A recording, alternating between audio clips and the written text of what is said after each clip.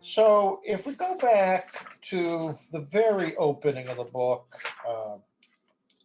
chapter one, uh, Scruton begins with the interrogative Socratic question, what is culture? Uh, I should say that you don't have to read very far in the book to see that Scruton has a normative and not relativistic or simply latitudinarian understanding of culture. Um, we know that some people today speak um, rather broadly and troublingly about drug culture and rock culture and ghetto culture. And if one watches public television, one learns about the culture of the great apes. You know, if they had some kind of tool that they may have used. Uh, so obviously, when Roger Scruton speaks about culture, he principally has in mind high culture. Although the opening chapter, right from the get go, lays out the twofold meaning of culture that Scruton will refer to in the course of the book. One is the understanding of culture articulated by the German philosopher and philosophical historian Herder. You can find something presented in a somewhat more social scientific way by Montesquieu in L'Esprit des Lois, The Spirit of the Laws, when he speaks about the esprit of a people. Sometimes people today refer to political culture. Uh, but Herder meant by this the lifeblood of a people, the flow of moral energy that holds society intact. And Scruton argues, I think, quite compellingly, that that understanding of culture is an inescapable presence in all meaningful discussions of culture today. On the other hand, there's a more classical understanding of culture that was articulated also in the 19th century by somebody like Wilhelm von Humboldt. And Humboldt, really drawing on the ancients, but in a specifically modern context, spoke about the cultivation of the mind, the soul, and the intellect. And that understanding of culture was less specific to the practices or energy or point of spiritual orientation of a particular people. And as Scruton points out in chapter one, those two ideas of culture are still with us. One might add, they're still inescapably with us. Um, Today, I think the notion of culture has veered, and quite troublingly and problematically, in the direction of a kind of vulgarization of Herder's or Montesquieu's idea.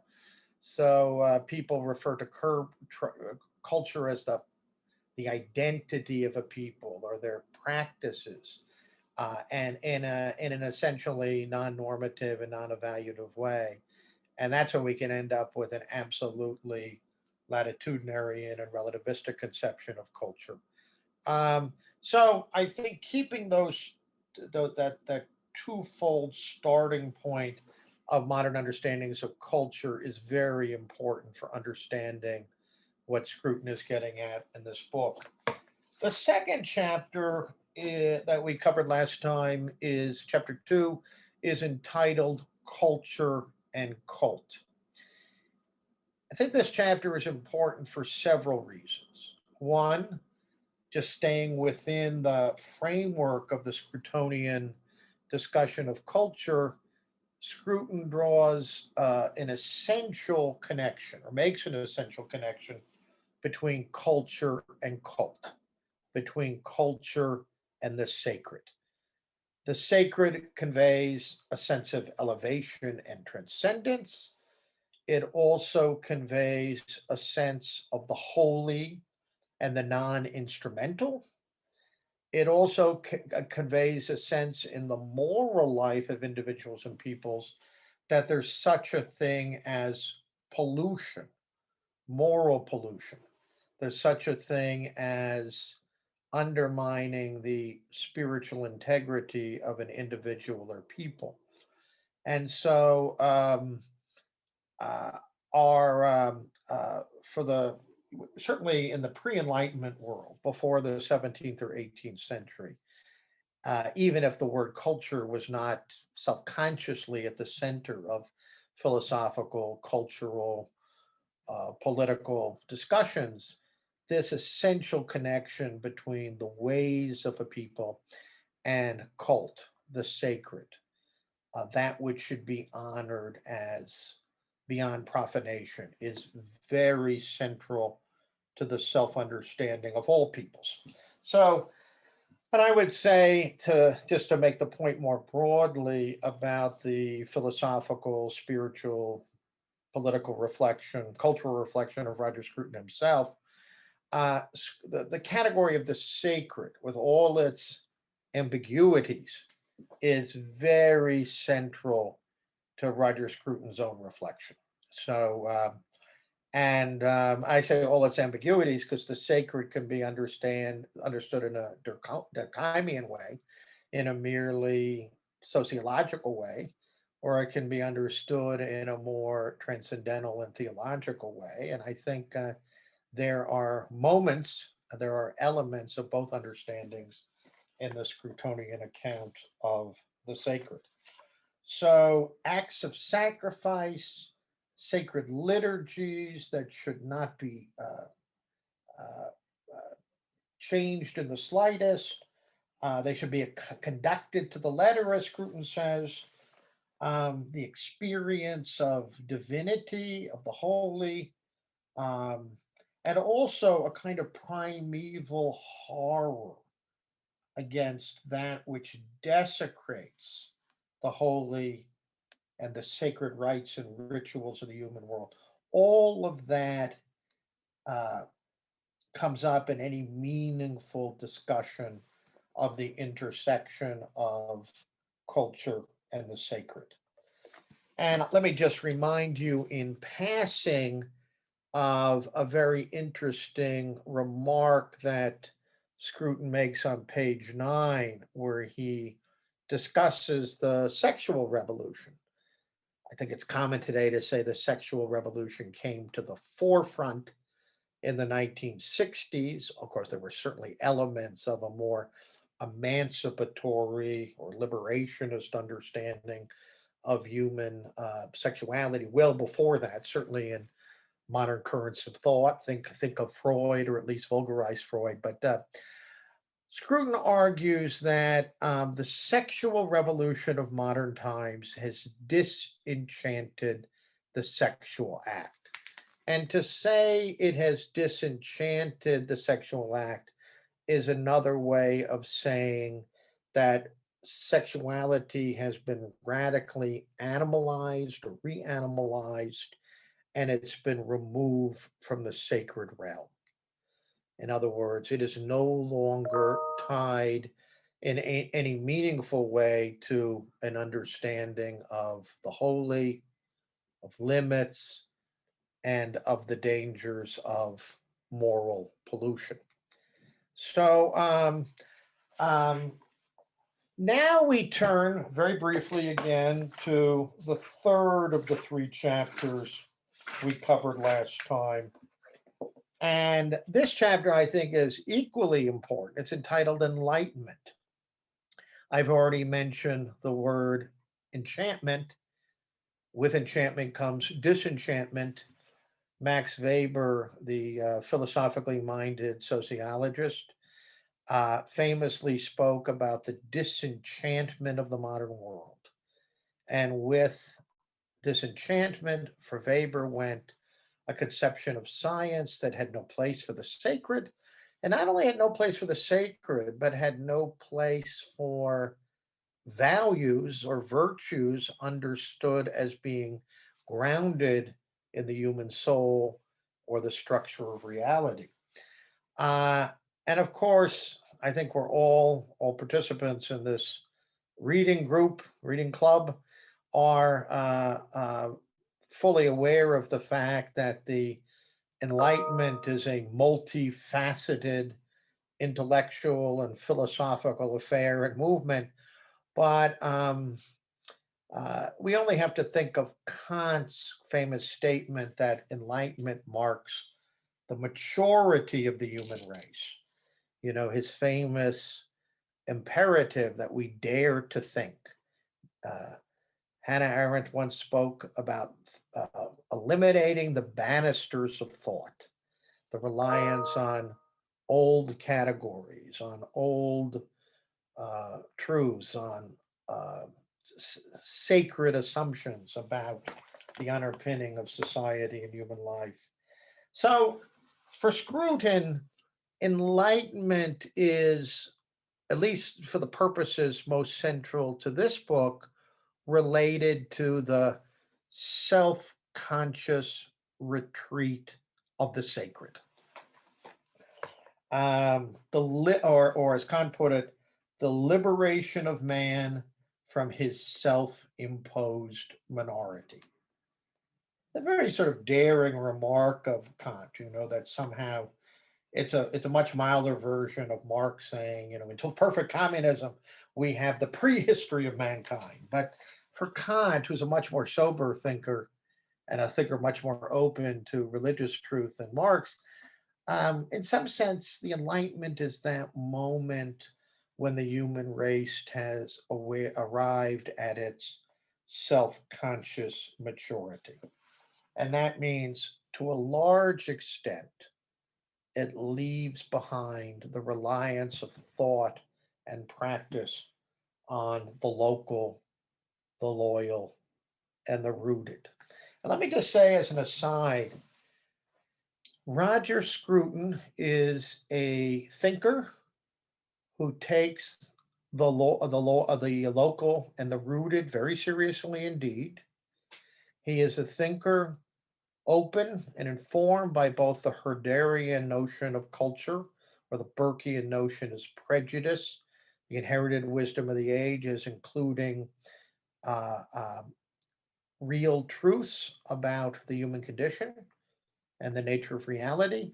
At the same time, he, like all of us, is marked by the Enlightenment, by the understanding that philosophy and the human sciences are to a large extent disenchanted. And that means, you know, as Nietzsche put it most dramatically in a truly extremist way in many of his books, but what we face is nothing less than the death of God. That doesn't mean that a transcendental God doesn't exist, but it means that the presence of the sacred, of transcendental reality, of transcendent truth, or even of hearty moral assertions and claims has largely or partly retreated from the human world. And that creates a quandary for any thinker, any actor who is committed to doing justice to the intimations of the sacred and transcendent in society and the human soul. So I think that sense that um, the Enlightenment has made a non self conscious engagement with the sacred or with culture in the more traditional sense much more difficult. That from now on, the human act must be understood, as Kant says, as the act of a free subject motivated by reason. And yet at the same time, Scruton is, I think, profoundly aware of the fact that the fears of the critics of the Enlightenment, um, that a universal culture informed exclusively by reason, skeptical of the wisdom of the ages, skeptical of Burkean prejudice, um, disenchanted in a comprehensive way, ignoring the ties of human beings and human societies to place, history, language, tradition, common culture would be a very bleak place and may, in fact, lead to what we might call comprehensive nihilism.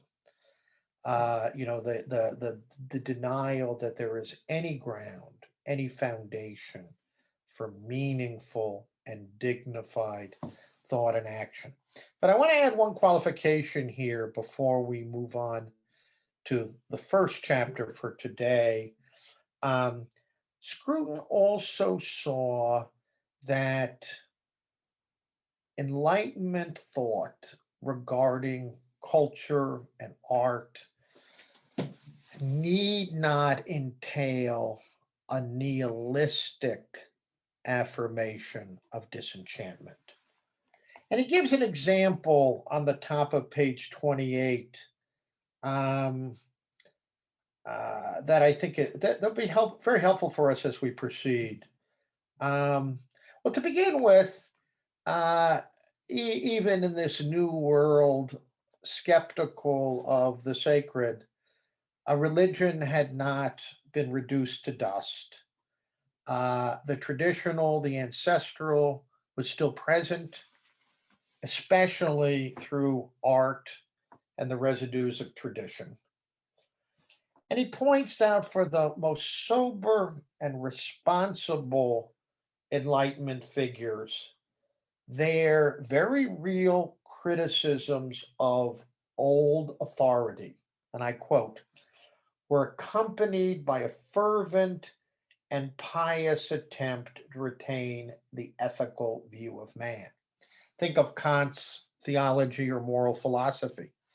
It's clearly not Orthodox Christianity, but nor is it a kind of Nietzschean negation of the sacred or of the foundations of the moral life.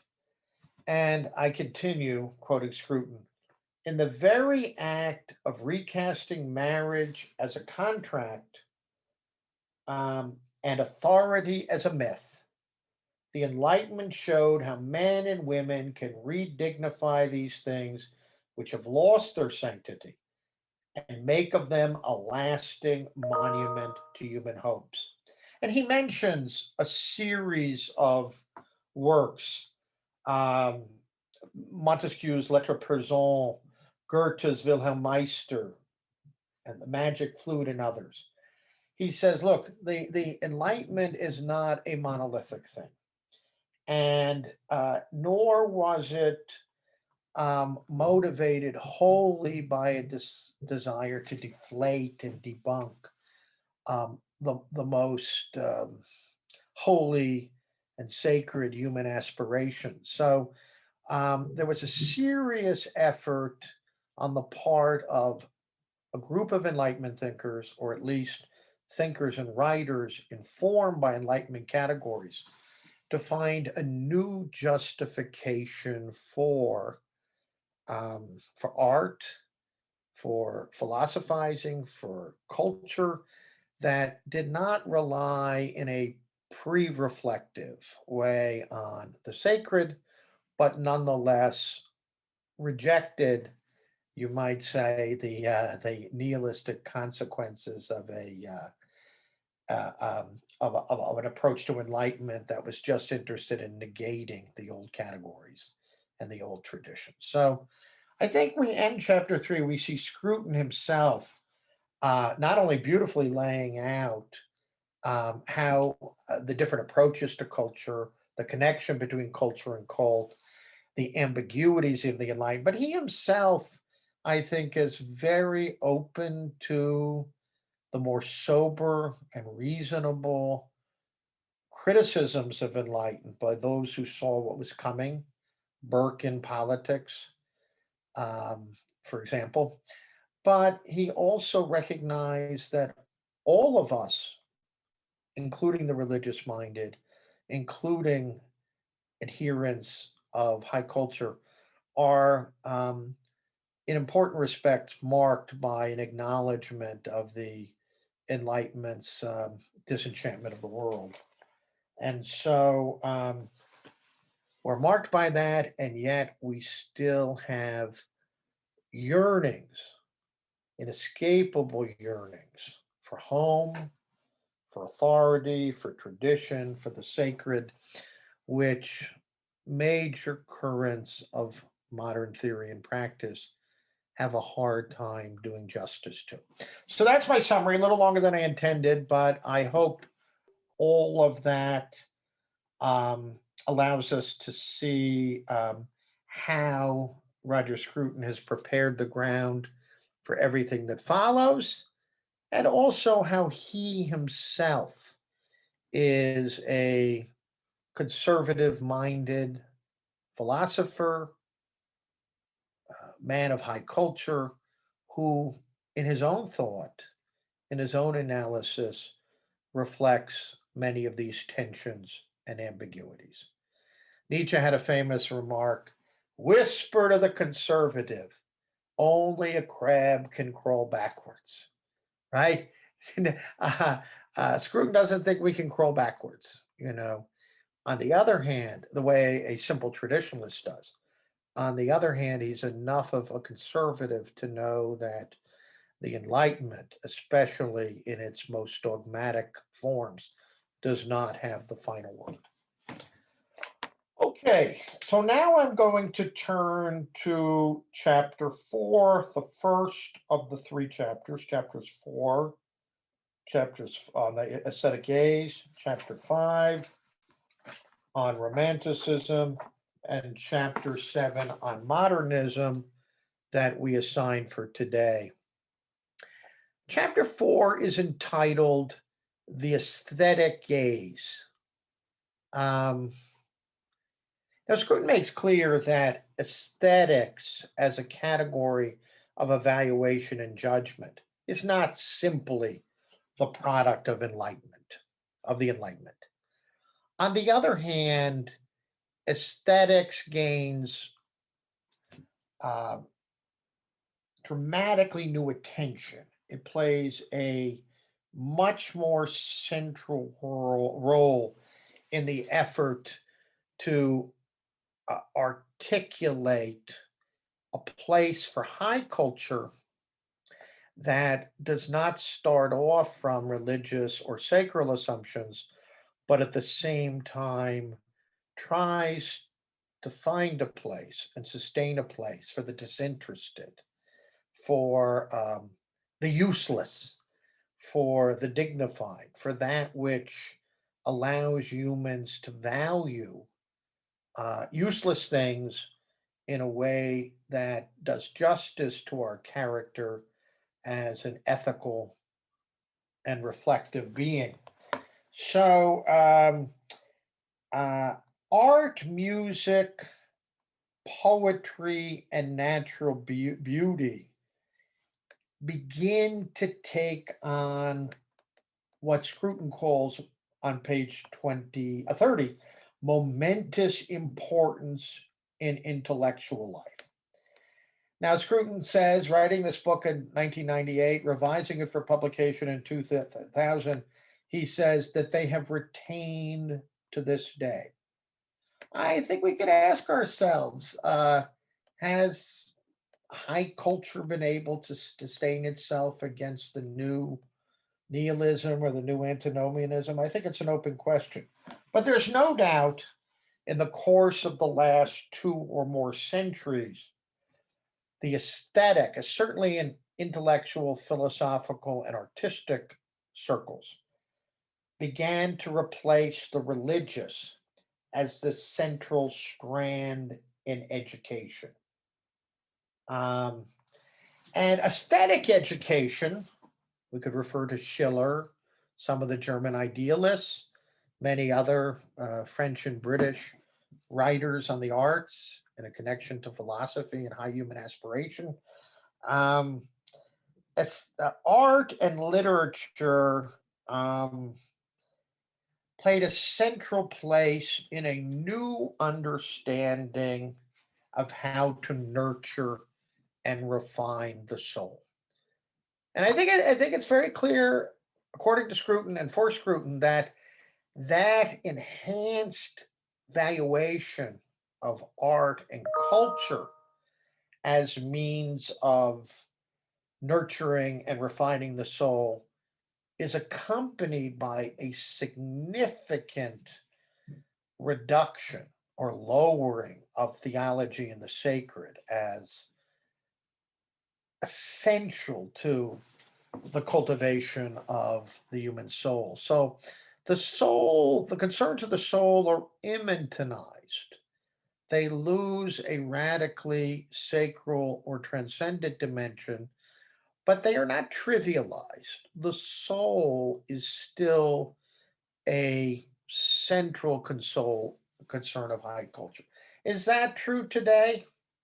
When I ask my students, can we, not just as a matter of preference or taste, but can we say it's more reasonable to say that Shakespeare ought to be read and esteemed and wrestled with 500 years from now than 50 Shades of Grey? I think the vast majority of them have no reason for. I think deep down they know it's sort of obscene and absurd to say 50 Shades of Grey or the latest current of rap music is of the same dignity as the poetic achievement of William Shakespeare, but they have no ground for saying so. And so you might say that that effort of high culture, um, of the aesthetic and the aesthetic realm and gaze to nurture the soul on non-religious grounds has, if it hasn't petered out, it has lost self-confidence.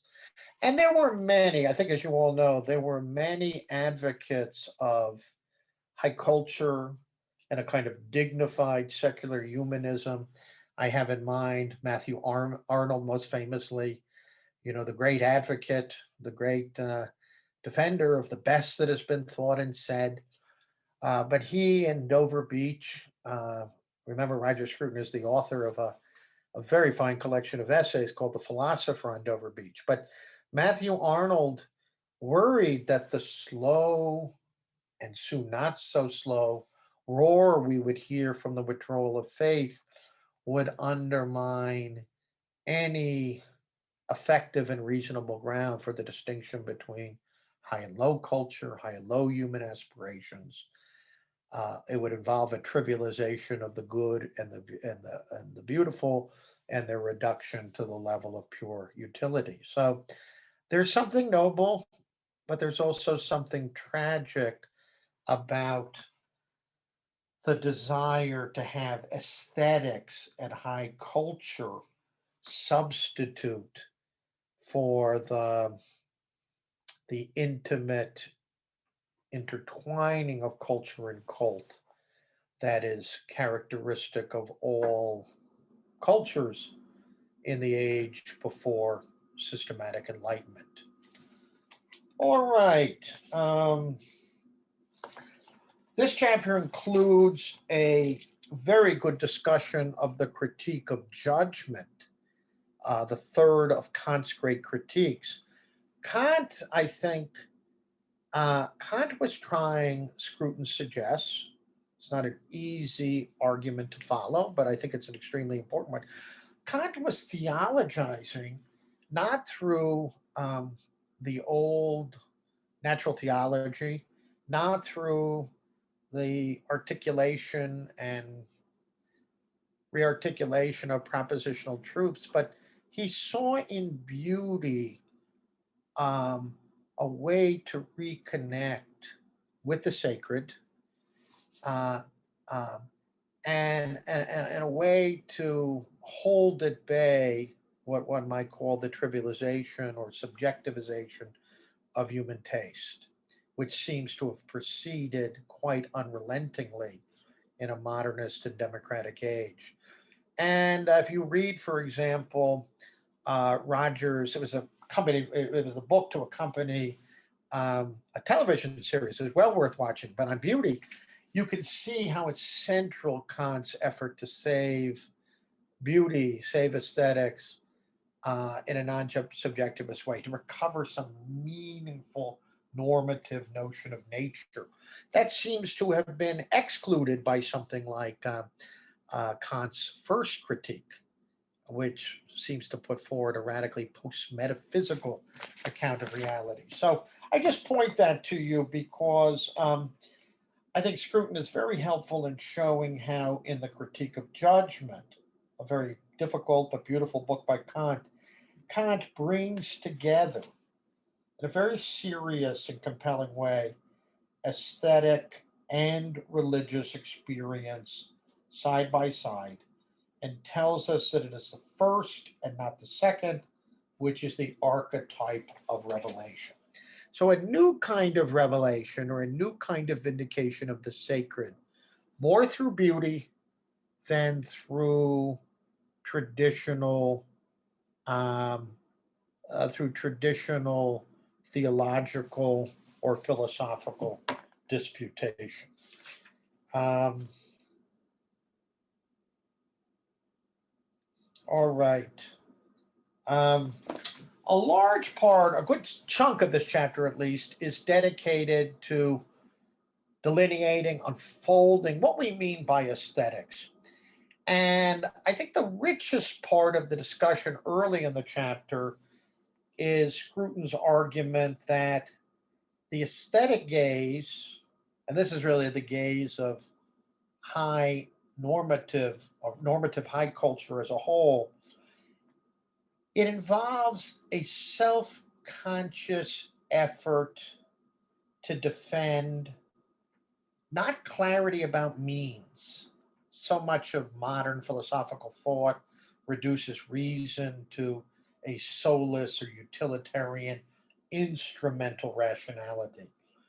But high culture and the aesthetic gaze highlights those activities that are worth doing for their own sake.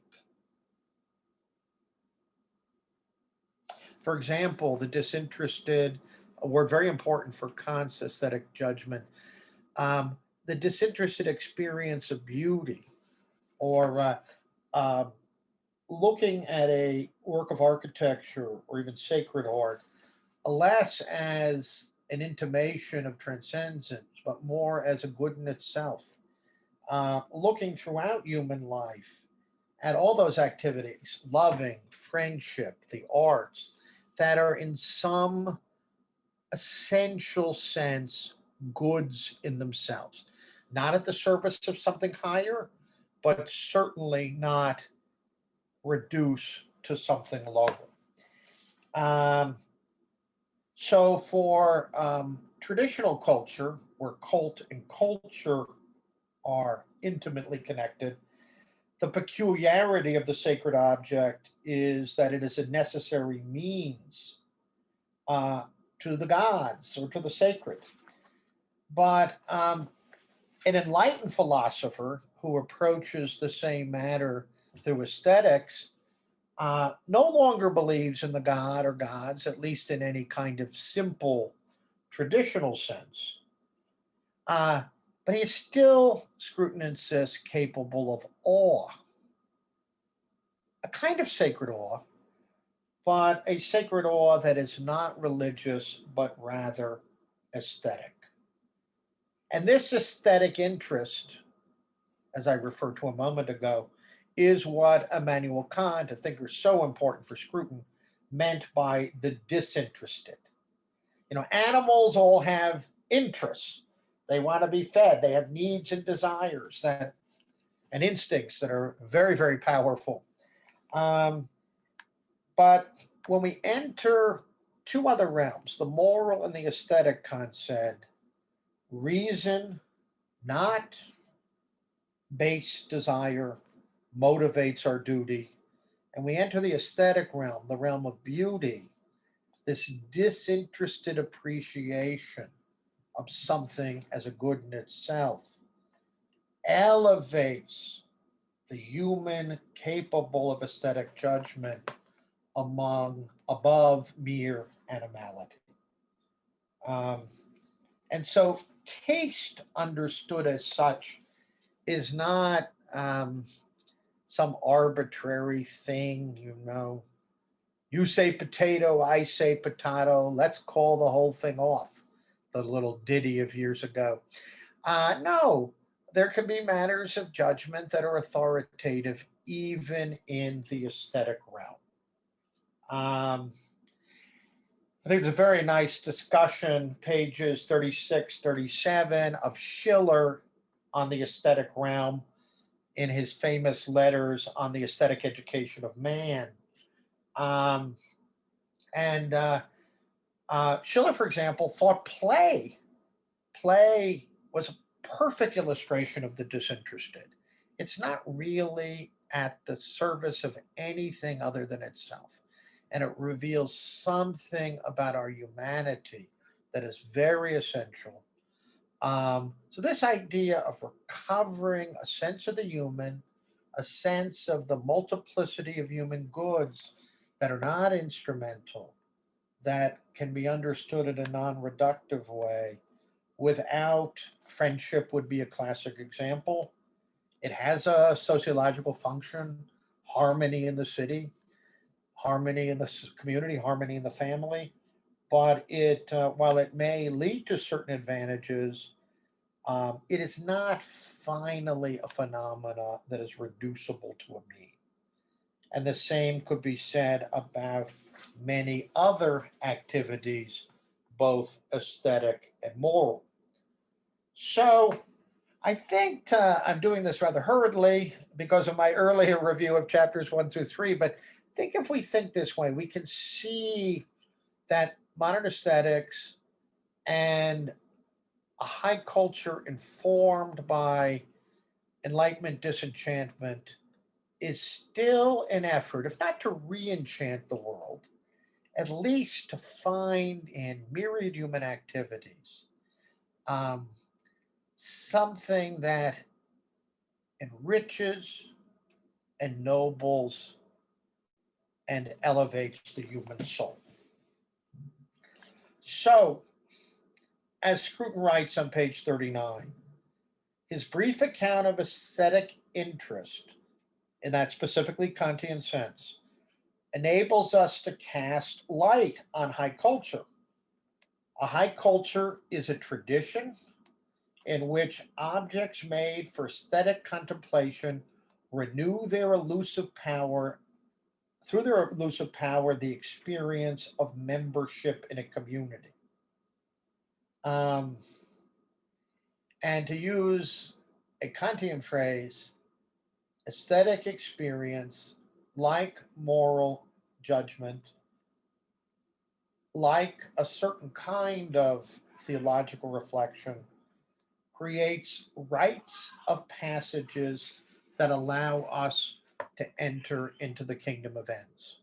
In other words, to treat human beings and high things not as means to be manipulated, but as ends to be cherished. Um, on page 40, there's another beautiful formulation that is, I think, again, trying to get to the heart of this Kantian idea of disinterest, of, uh, of, uh, of high culture eschewing the merely reductive and utilitarian. And Scruton speaks about a certain kind of secular redemption. It doesn't occur through a leap into the sacred or transcendental, but simply, and I quote, this is a very evocative, suggestive phrase, in a purposeless encounter with a useless object. You know, going to the Louvre and pushing aside the 10,000 tourists from East Asia and really gazing at the Mona Lisa with appreciation. That is the aesthetic gaze at work. And it is no mean thing. Now, Scruton, later in this chapter, And it reminded me a little bit of the great discussion in 1917 by a pre-Christian before his conversion, T.S. Eliot. The great essay I'm referring to is his essay on tradition and individual talent. Um, Eliot beautifully discusses the dialectic of tradition and creativity, or tradition and originality. Without a living tradition, there is no originality. This idea that the artist is a god who creates things ex nihilo is absurd and self destructive. But a tradition needs originality to renew itself, to be alive. But that originality has to um, maintain a carefully calibrated understanding of the value of a tradition that doesn't reify, and of an originality that does not deny its debts to a living tradition. Um, so Scruton ends chapter 4 by saying art has, since the Enlightenment, been our paradigm of high culture. Bottom of page 46. And he writes that there is a reason for this. When a common culture declines, the ethical life can be sustained and renewed only by a work of the imagination. And that has to be to term, who first used the term moral imagination? Burke, in his critique of the French revolutionaries. He thought they were sundering the human world, taking away the moral imagination that is central to any meaningful affirmation of a decent society or of our humanity. Now, let me just say a few words about the chapter on Romanticism. Like the best intellectual historians and guides, Scruton sees the Romanticism not as the enemy of enlightenment, but the search for another and deeper culture. Sometimes it's traditional music, sometimes it's the culture of the people rooted in mystery. Sometimes it's the poet's ability to rekindle a sense of the sacred or tradition. Sometimes it's Ivanhoe, Walter Scott inventing the Middle Ages for modern man. These are all examples of a kind of romantic sensibility that is only made possible in an enlightened age. In a way, the work of moral imagination, of recovery, uh, is all the more necessary to the extent that enlightenment has begun to disenchant the world. And so we have many examples in romantic art, for example, an effort to recover nature, nature understood not in human nature or the nature of things, but the, the pastoral, the natural, erotic love as a new source of communion and sacredness. And I mentioned Ivanhoe, uh, and Sir Walter Scott, but the artful and literary recovery of the world before Enlightenment. Think of the Mort d'Arthur, the death of Arthur, where we are, we are introduced into an alien world that is crucial for the rekindling of our own secular imaginations. And so, again, with Romanticism, like the high culture and aesthetic age of enlightenment, we see this exploration of the sacred in a world of disenchantment.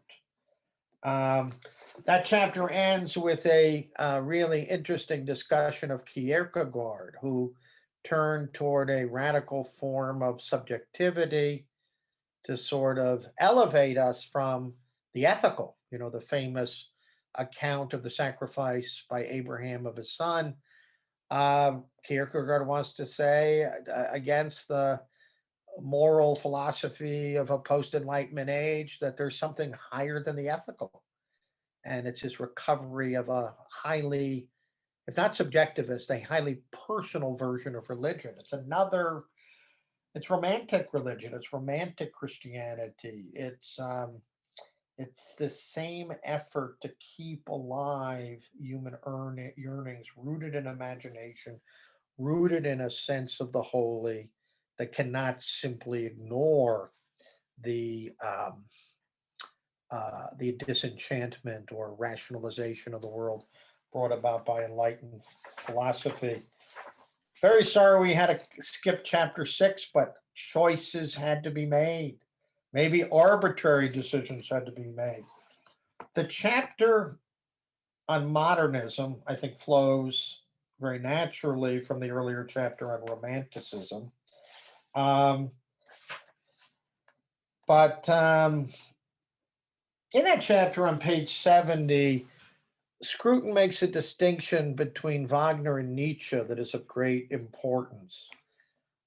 You may know that the first posthumous book, not his first book on Wagner, but Roger Scruton's first posthumous book was a book on Parsifal. But I think it's very important to realize Scruton isn't Wagner. Wagner is radically post-Christian, even though he rehabilitates and reinvigorates Christian themes. I think Scruton has a rather different relationship to the Christian proposition, but uh, Wagner was a Farabachian, Scruton says. The gods and saints and heroes who were very important to him were nothing but projections into the void of time of our finite human perfections. I don't think that's finally Roger Scruton's position, but he admired it as an effort to take high human perfections seriously, to take the work of aesthetic and moral imagination seriously. Nietzsche's claim that Wagner was a sham, um, that this is just play acting for the bourgeoisie. That no, I think that's not right. And Wagner's music is some effort to, through the imagination, free us from what Scruton calls, I love this phrase, a morbidly unheroic world. You know, Charles Péguy, the great French Catholic poet and philosopher, said, the modern world can be defined in one sentence: the world that simultaneously hates heroes and saints. All right. We could add warriors, I guess. Yeah. Um, so Wagner is trying to get us beyond the death of God through his modernist art and music. In a way, God is still dead, but the death of God is not adequate. In and of itself, it leads to nihilism and not to a rekindling of the perfections, the high human perfections. And so Wagner, to his great credit, according to Scruton, saw that myth is not simply fiction, but it too is connected to the high potentialities and perfections of the human soul. There's a very good discussion of Baudelaire, who also uses Christian symbols, but in a very different way, who did not believe that one could reenact old myth and old heroism, who but who uses the old religious categories in his poetry to judge modern men and women who are so banal and are floating on a boundless sea of evil. Think of La Fleur de Mal, the great poem of Baudelaire. Um, so Baudelaire too could not escape Christian and theological symbolism, although, like Wagner, he did not ultimately believe in its truth. Lastly, the last great author discussed in this chapter on modernism is T.S. Eliot. Um, T.S. Eliot begins as a modernist who finds in artistic form um, some effort to come to terms with the modern cultural and spiritual condition. where an explicit reference to redeemed and higher life is no longer possible. But of course, soon Eliot becomes a convert to Anglo Catholicism without ceasing to be a modernist. He refused to go the way of Nietzsche, which Scruton on page 81 wonderfully well describes as the denial of the sovereignty of truth altogether. Uh, Nietzsche wanted to build a new model of the philosophical life based on the ruins of both science and religion, some kind of philosophical Ubermensch, overman, where life took priority over truth.